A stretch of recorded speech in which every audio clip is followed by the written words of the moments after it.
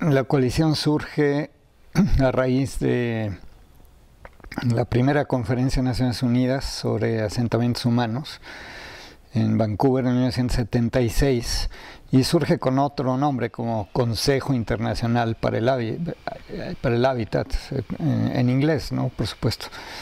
De hecho, las primeras etapas de la coalición fueron básicamente un trabajo de seguimiento de las actividades de Naciones Unidas, porque a raíz también de esta conferencia se crea el Centro Hábitat de Naciones Unidas y se hicieron varios programas paralelos, varios consejos de Naciones Unidas de la sociedad civil, ¿no? Como el Consejo de Educación de Adultos, en este caso el Consejo Internacional Hábitat, que apoyaba los procesos de discusión de Naciones Unidas en seguimiento de la agenda que se había firmado en Vancouver.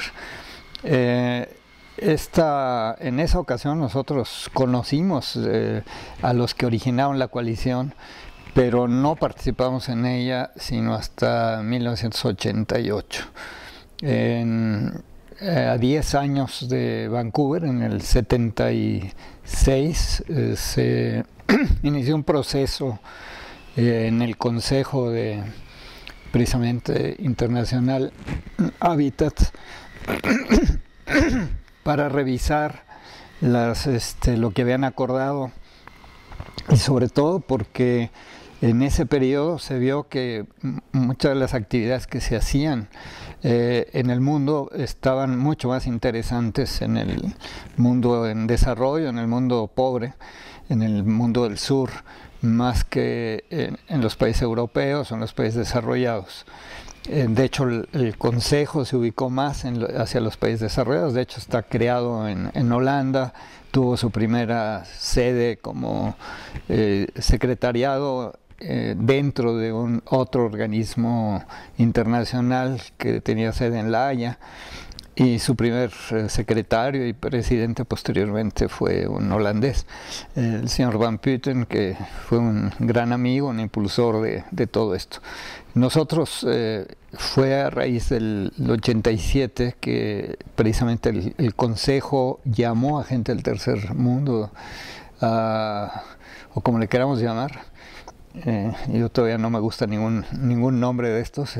Teníamos un amigo que era miembro de Naciones Unidas y que era un colombiano que decía más bien había que hablar de los países mal pagados más que de otra cosa. Creo que con eso estoy más de acuerdo. Y tuvimos una revisión. Ellos convocaron a que se presentaban proyectos. Nosotros de México presentamos 2 proyectos que habíamos realizado como ONGs.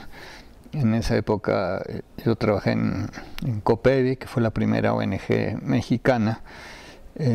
Trabajé también 11 años ahí, antes de entrar al gobierno. Y precisamente Vancouver fue el parteaguas de esto, ¿no? Tuvimos 11 años de experiencia que llevamos a Vancouver, trabajando con grupos populares en el medio indígena, en el medio campesino, en el centro de la ciudad, en las zonas de vecindades viejas, y después en la periferia de la ciudad. O sea, seguimos casi el proceso que seguían los migrantes del campo a la ciudad. Empezamos en la zona indígena, zona campesina, centro de la ciudad y después la periferia. Y este fue un trabajo que ya teníamos hecho para esta reunión de Hábitat 1 de Vancouver, y a raíz de esto y de un proceso fuerte también aquí en México de expresión de que teníamos que cambiar las cosas, tuvimos la oportunidad de estar en Vancouver, invitados por la Sociedad Mexicana de Planificación, y al regreso de este viaje que nos invitaran a hacer la política de vivienda del país, que fue una experiencia también interesante.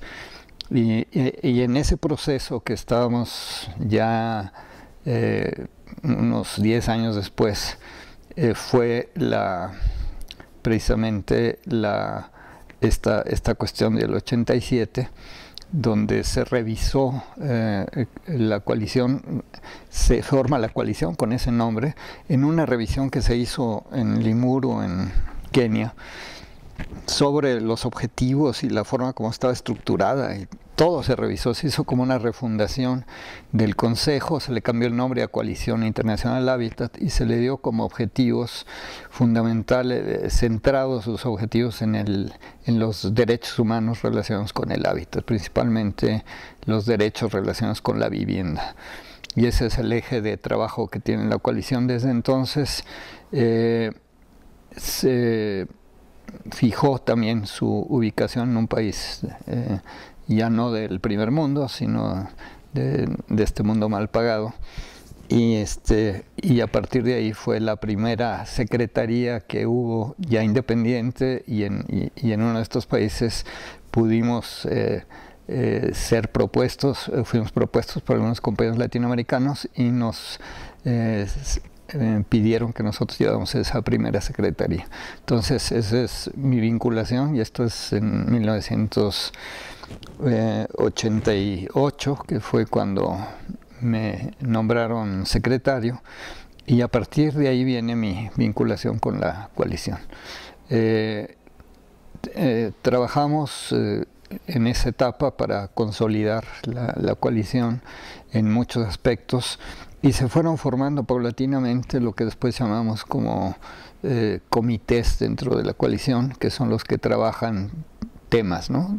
Todos relacionados con los derechos, pero entre los temas, aparte del derecho a la vivienda, al suelo, ahora trabajamos también el derecho al agua, el derecho a la ciudad, que es un nuevo derecho humano que estamos trabajando. En ese momento se empezaron a abrir dos temas que han prevalecido: el tema de género y vivienda, que se formó una red que se llamó y que se llama Mujer y Hábitats, pero que tuvo mucha fuerza en esa época.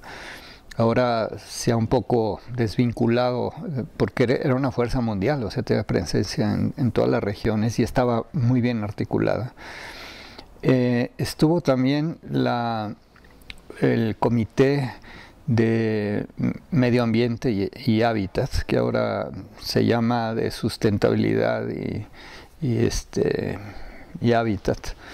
Este comité empezó a formarse, sobre todo se le dio mucho impulso a raíz del 92, cuando fue la Cumbre de la Tierra.